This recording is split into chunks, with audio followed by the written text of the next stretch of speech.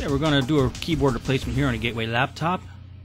It is a model number W340UI. You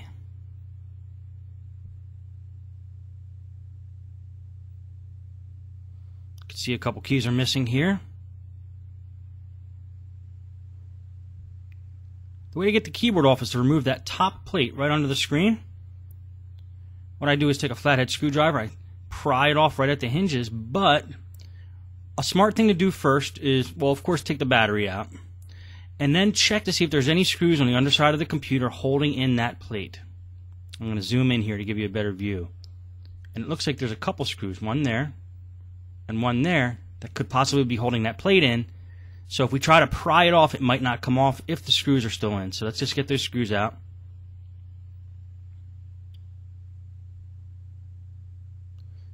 And then there's two more screws that could possibly be holding that plate in.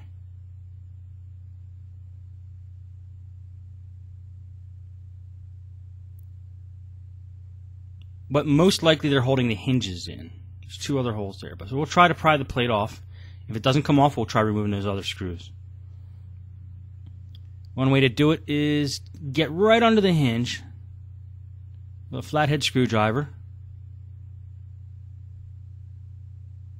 and just kind of jiggle the plate and see if it comes off. If it comes off easily, you know you got all the screws out. And yes, there were two screws holding that in.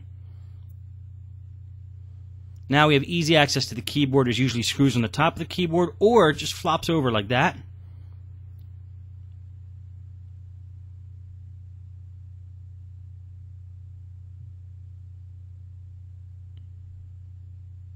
I'm going to show you a close-up here of the actual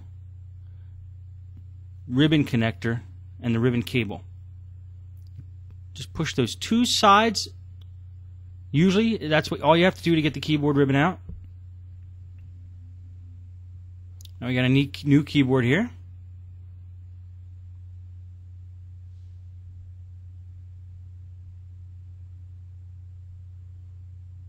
And you push the ribbon back in. The new keyboard. Sometimes it's easier to do it while the keyboard's laying flat like that. Whatever's easiest. Those cables are not very long usually. I'm going to zoom back in here. You push that cable in and you clamp one side down and clamp the other side down. If you have nails, great. If not, use a screwdriver or preferably something non-metal.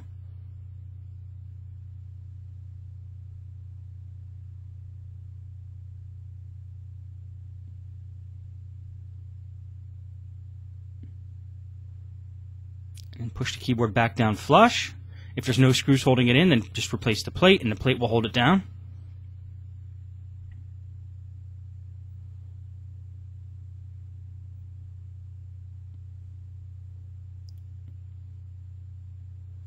Make sure that the LCD cable is not in the way of that hinge cover.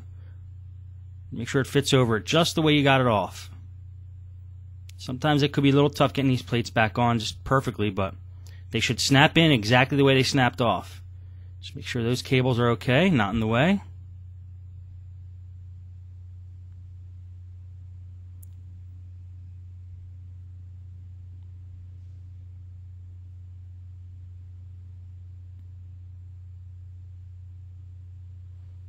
Everything looks okay. It might have been a tight fit in there in the first place, so that might be why it's not working. Okay, there we go. Went on smooth. It's a good idea to have the battery out because since you're putting this plate back on, your fingers are all over the power button. You don't want it to keep turning on and off. Make sure it's flush and level.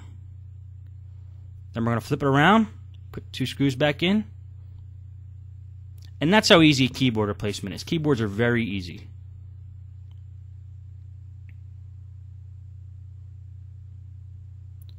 And that's how you do a keyboard replacement on a Gateway laptop. There you go.